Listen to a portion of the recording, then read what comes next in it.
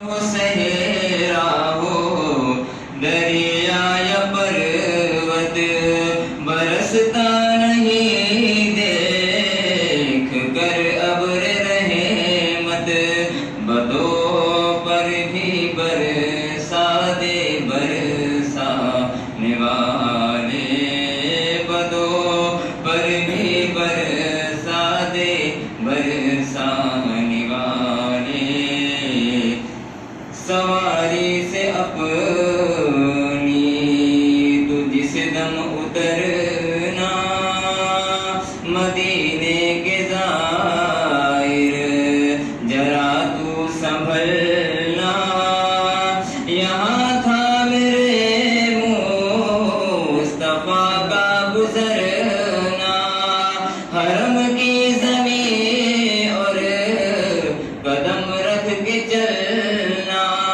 ارے سر کا موقع ہے او جانے والے ارے سر کا موقع ہے او جانے والے اور ابھی جو حالات چل رہے ہیں نبی کی شان کے متعلق اس کے اوپر ایک شعر یہ تھا کہ عدو نبی خواہ جب بھی مرے گا سفید و سیاہ سانپ اس کو ڈھسے گا عدو نبی خواہ جب بھی مرے گا سفید و سیاہ سانپ اس کو ڈھسے گا مٹانا جو چاہے گا خود ہی مٹے گا رہے گا یونی ان کا چرچا رہے گا بڑے خاک ہو جائے جل جانے والے بڑے خاک ہو جائے جل جانے والے کبھی اولیاء کے کلاموں سے الجھے کبھی انبیاء کے پیاموں سے الجھے درودوں سے الجھے سلاموں سے الجھے تیرا کھائے تیرے غلاموں سے الجھے ہے منکر عجب کھانے گرانے والے تو ہر مسلمان کا عقیدہ ہے واللہ اور ان کافروں کا تو بندہ ہے واللہ تو زندہ ہے واللہ تو زندہ ہے واللہ میری چشمے عالم سے چھپ جانے والے میری چشمے عالم سے چھپ جانے والے صدا گیت ان کی محبت کے گانا جگر کا پیرو کا یوں ہی تم جلانا عبید رضا ان سے دھوکہ نہ کھانا رضا نفس سے دشمن ہے دم میں نہ آنا کہاں تو نے دیکھے ہیں چندرانے والے کہاں تو نے دیکھے ہیں چندرانے والے زمانے میں آئے بہت آنے والے نہ آیا کوئی تجھے شہید آنے والے سراجم منیرا لقب پانے والے چمک تجھ سے پاتے ہیں سب پانے والے میرا دل بھی چمکا دے چمکانے والے الحمدللہ الحمد للہ رب العالمین والعاقبۃ للمتقین والصلاۃ علی سید المرسلین وعلی آلہ واصحابہ اجمعین، اما بعد فاعوذ باللہ من الشیطان الرجیم، بسم اللہ الرحمن الرحیم، قل ان کنتم تحبون اللہ فاتبعونی یحببکم اللہ، صدق اللہ العظیم وبلغنا رسولہ النبی الامین المتین الکریم، ونحن علی ذلک لمن الشاہدین والشاکرین والذاکرین والحامدین والحمد للہ رب العالمین۔ میرے آقا کے دیوانوں، شمع رسالت کے پروانوں، اولیاء اور امت کے جانثاروں، آئیے ہم اور آپ مل کر سب سے پہلے اس آقا انعامدار، مکے مدینے کے تاجدار، دونوں عالم کے غمگسار، سید ابرار و اخیار، نائب پروردگار، نور کی آنکھوں کے تارے، کشتی ملت خیون ہارے، کونین میں سب سے انوکھے اور سب سے نرالے حضور احمد مجتبیٰ محمد مصطفیٰ کی بارگاہ بےکس پناہ میں عقیدت اور محبت کا ثبوت دیتے ہوئے بارگاہ رسالت میں درود پاک پیش کرو، پڑھیں اللہم صلی علی سیدنا مولانا محمد وسلم، صلاۃ و سلام علیک یا رسول اللہ صلی اللہ تعالی علیہ وسلم۔ مرد حق باطل کے آگے مات کھا سکتے نہیں، مرد حق باطل کے آگے مات کھا سکتے نہیں، سر کٹا سکتے ہیں لیکن سر جھکا سکتے نہیں، سر کٹا سکتے ہیں لیکن سر جھکا سکتے نہیں۔ اور یہ دنیا کے لیے ہے، اس بات کو یاد رکھے کہ جنوں میں گردش ماحول کا رخ موڑ دیتے ہیں، جنوں میں گردش ماحول کا رخ موڑ دیتے ہیں، ہم وہ ہیکل ہیں جو باطل کا پنجہ توڑ دیتے ہیں، جنوں میں گردش ماحول کا رخ موڑ دیتے ہیں، ہم وہ ہیکل ہیں جو باطل کا پنجہ توڑ دیتے ہیں۔ ہمارے آقا کو توحید کی نظر سے مت دیکھو، زمانہ جانتا ہے ایسی آنکھیں پھوڑ دیتے ہیں، زمانہ جانتا ہے ایسی آنکھیں پھوڑ دیتے ہیں۔ حضرات محترم، جس آیت کریمہ کی تلاوت کرنے کا میں نے شرف حاصل کیا ہے، اللہ رب العزت قرآن مجید میں ارشاد فرماتا ہے قل ان کنتم تحبون اللہ فاتبعونی، کہ اگر تم چاہتے ہو کہ اللہ تبارک و تعالیٰ تم سے محبت کرے، اللہ تبارک و تعالیٰ تمہیں پسند کرے، تم سے محبت کرے، یحببکم اللہ، اگر اللہ تبارک و تعالیٰ تم سے محبت کرے فاتبعونی، تو رسول پاک سے محبت کرو، ان کی اتباع کرو، یحببکم اللہ، تو اللہ تم سے محبت فرمائے گا۔ حضرات محترم، ہمارا یہ معمول اور دستور رہا ہے، خاص کر اہل سنت کا یہ معمول اور دستور رہا ہے کہ ہم سب سے زیادہ اگر کسی کا چرچا کرتے ہیں وہ رسول پاک کا چرچا کرتے ہیں، اور ہم لوگ جہاں کہیں بھی رسول پاک کا چرچا کرتے ہیں تو ہم کو یہ پتہ چلتا ہے، لوگ کہنے والے کہتے ہیں کہ یہ بریلوی ہے، ہم بڑے بریلی کے نہ ہو لیکن ہمارا جو منسوب کرتے ہیں ہم کو بریلی سے منسوب کرتے ہیں، کیونکہ ہماری ایک ایسی شخصیت اعلیٰ حضرت امام احمد رضا خان نے ہمیں ایسی راہ دکھائی ہے کہ ہم کہیں بھی ہو ہمیں بریلی سے منسوب کیا جاتا ہے، کیونکہ اعلیٰ حضرت نے ہمیں یہ فکر دی ہے کہ یہ کیا ارشاد فرمایا ہے کہ زمین و زمان تمہارے لیے، مکین و مکان تمہارے لیے، چنین و چنا تمہارے لیے، بنے دو جہاں تمہارے لیے، ہم آئے یہاں تمہارے لیے، اٹھے بھی وہاں تمہارے لیے، دہن میں جگہ تمہارے لیے، تمہاری چمک، تمہاری دمک، تمہاری مہک، یہ سامک سبق، یہ سکہ نشا تمہارے لیے رسول پاک کے لیے یہ ارشاد فرمایا ہے۔ حضرات محترم، اور ارشاد فرماتے ہیں کہ وہ جو نہ تھے تو کچھ نہ تھا، وہ جو نہ ہو تو کچھ نہ ہو، وہ جو نہ تھے تو کچھ نہ تھا، وہ جو نہ ہو تو کچھ نہ ہو، ارے جان ہے وہ جہان کی، جان ہے تو جہان ہے۔ علامہ اقبال کا ارشاد فرماتے ہیں کہ محمد سے وفا تو نے تو ہم تیرے ہیں، کہ محمد سے وفا تو نے تو ہم تیرے ہیں، ارے یہ جہاں چیز ہے کیا لوہ کرم تیرے ہیں، یہ جہاں چیز ہے کیا لوہ کرم تیرے ہیں۔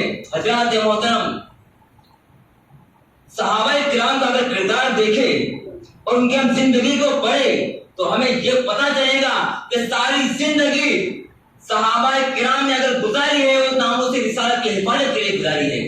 یاد رکھیں، ناموس رسالت کسے کہتے ہیں؟ یعنی رسول پاک صلی اللہ تعالی علیہ وسلم کی عزت کے خاطر، ان کی حفاظت کے خاطر، کیونکہ وہ جانتے ہیں کہ ہمیں جو دین ملا ہے یہ رسول پاک کا صدقہ ہے، ہمیں ایمان ملا ہے رسول پاک کا صدقہ ہے، اللہ نے ایک چاند بنائے یہ رسول پاک کا صدقہ ہے، یہ سورج بنائے رسول پاک کا صدقہ ہے، آسمان بنایا رسول پاک کا صدقہ ہے، زمین کو بنایا رسول پاک کا صدقہ ہے، یہ دریا کو اللہ تبارک و تعالیٰ نے بنایا ہے یہ رسول پاک کا صدقہ ہے، ہمیں ایمان ملا، قرآن ملا، عرفان ملا، یعنی خداوند قدوس ملا یہ رسول پاک کا صدقہ ہے، اور اللہ تبارک و تعالیٰ ہمیں جو عزت ملی ہے یہ رسول پاک کے صدقے میں ملی ہے۔ اگر ہمیں اشرف المخلوقات کا ہمارے سروں پر تاج رکھا گیا ہے یہ رسول پاک کا صدقہ ہے۔ یاد رکھیے اللہ تبارک و تعالیٰ صحابہ کرام کی جو زندگی گزری ہے وہ تحفظ نام و رسالت پر ہی گزری ہے، اور کوئی بھی انسان اللہ کے پیارے حبیب صلی اللہ تعالی علیہ وسلم کی بارگاہ میں ان کے عزت کے اوپر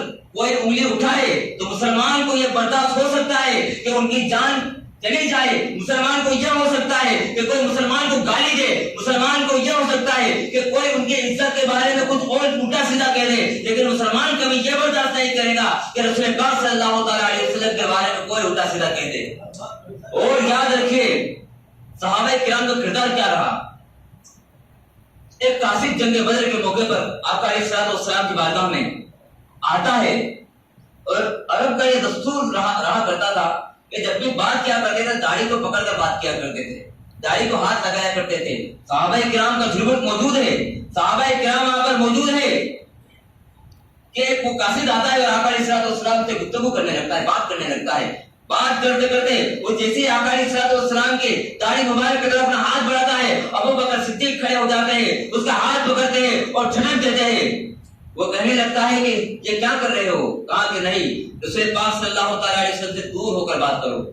اس کے بعد میں بات کرتے کرتے پھر وہ آقا علیہ الصلوۃ والسلام کی داڑھی مبارک کی طرف ہاتھ بڑھاتا ہے. حضرت ابو بکر صدیق پھر کھڑے ہوئے, ہاتھ کو جھٹکا دیا اور کہنے لگے اگر تو نے دوبارہ آقا علیہ الصلوۃ والسلام کی جانب ہاتھ کو بڑھایا تو تیرے ہاتھ کو میں تیرے کندھے سے اکھاڑ کر رکھ دوں گا. وہ شخص کہتا ہے کہ یہ عرب کا دستور ہے کہ جب بھی بات کیا کرتے ہیں تو داڑھی کو ہاتھ لگا کر بات کیا کرتے تھے. تو حضرت ابوبکر صدیق نے ارشاد فرمایا وہ اور لوگ ہوں گے کہ جن کی داڑھی کو ہاتھ لگا کر ہم بات کیا کرتے تھے, یہ اللہ کے رسول ہے. اگر سارے بڑے نادان صحابہ کرام ان کی طرف آنکھ اٹھا کر بات نہیں کرتے تو ہاتھ اٹھا کر بات کرتا ہے, یہ کبھی صحابہ کرام برداشت نہیں کر سکیں گے. صحابہ کرام کا کردار دیکھ لیے, ہمیں یہ پتا چلے گا کہ ساری زندگی اللہ کے رسول صلی اللہ تعالی علیہ وسلم کے نام پر لٹا دی ہے. جنگ بدر کا موقع آپ بخوبی جانتے ہیں, وہ جنگ بدر 313 صحابہ سے 313 صحابہ جنگ کے لیے کیوں نکلے تھے؟ وہ اس لیے نکلے تھے کہ رسول پاک صلی اللہ تعالی علیہ وسلم کی عزت کا مسئلہ تھا, رسول پاک کی عزت کا مسئلہ تھا. جبھی تو 313 صحابہ کرام صرف 2 گھوڑے 2 اونٹ چند گھوڑے ٹوٹی تلواریں, ایسی تلواریں تھی جن سے سبزی بھی نہیں کرتی تھی, وہ تلواریں لے کر نکل گئے تھے. حضرت قتادہ رضی اللہ تعالی عنہ آقا علیہ الصلوۃ والسلام کی بارگاہ میں آتے ہیں, ایسے ہی چلے جا رہے تھے کہ آقا علیہ الصلوۃ والسلام سے ارشاد فرمایا یا رسول اللہ صلی اللہ تعالی علیہ وسلم میرے پاس میں کوئی ہتھیار نہیں ہے. آقا علیہ الصلوۃ والسلام نے ارشاد فرمایا کہ جاؤ وہ لکڑی توڑ کر لے کر آؤ. حضرت قتادہ نے وہ لکڑی توڑ کر لائی, آقا علیہ الصلوۃ والسلام نے اس کو بوسہ دے دیا. اور حضرت قتادہ فرماتے ہیں کہ وہی لکڑی لے کر جب میں میدان جہاد میں پہنچا تو وہ لکڑی سے کئی لوگوں کو میں نے قتل کر دیا, کیونکہ کوئی نبی نہیں میرے سرکار کی طرح, یعنی حبیب احمد مختار کی طرح. ارے آقا علیہ الصلوۃ والسلام کا یہ تو دیکھیے لکڑی بھی کام کر گئی تلوار کی طرح.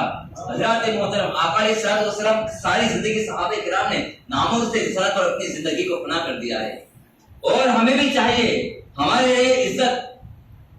حضرت امام سیوطی فرماتے ہیں کہ ایک شخص نے اگر دن کے اندر 1,00,000 مرتبہ درود پاک پڑھتا ہو تو اس کی عظمت کا کیا عالم ہوگا, اس کی عظمت کا کیا عالم ہوگا. حالانکہ 1,00,000 مرتبہ کوئی درود پڑھتا نہیں ہوگا, لیکن اگر پڑھتا ہے تو اس کی عظمت کا کیا عالم ہوگا. فرماتے ہیں کہ اگر کوئی شخص 1,00,000 مرتبہ دن کے اندر درود شریف پڑھتا ہے لیکن زندگی میں کبھی ایک مرتبہ کسی نے رسول پاک صلی اللہ تعالی علیہ وسلم کی گستاخی کی اور وہ خاموش رہا تو ایسے سارے درود اس کے منہ مار دیے جائیں گے. اور ہمیں چاہیے ہم لوگ ہر چیز میں خاموش ہے چلے گا, لیکن کوئی بھی شخص اللہ کے پیارے حبیب صلی اللہ تعالی علیہ وسلم کی طرف انگلی بھی اٹھائے گا تو ہم یہ قطعی برداشت نہیں کریں گے, چاہے وہ کوئی بھی ہو. ارے باپ کی محبت چھوٹتی ہے تو چھوٹ جانے دو, مگر دامن مصطفیٰ نہ چھوڑو. یا رسول اللہ, باپ کی محبت چھوٹتی ہے تو چھوٹ جانے دو مگر دامن مصطفیٰ نہ چھوڑو. بیٹوں کی محبت چھوٹتی ہے تو چھوٹ جانے دو مگر دامن مصطفیٰ نہ چھوڑو, کیونکہ ہمارا جو اصلی مقصد ہے وہ یہی اصلی مقصد ہے کہ رسول پاک صلی اللہ علیہ وسلم سے محبت کرنا. اور رسول پاک سے محبت اللہ کے نبی نے خود ارشاد فرمایا کہ وہ شخص اس وقت تک ہرگز مومن ہو ہی نہیں سکتا جو اپنی جان سے زیادہ, اپنے مال سے زیادہ, اپنے بیوی اور بچوں سے زیادہ, اپنے اولاد سے زیادہ مجھ سے محبت نہ کر لے.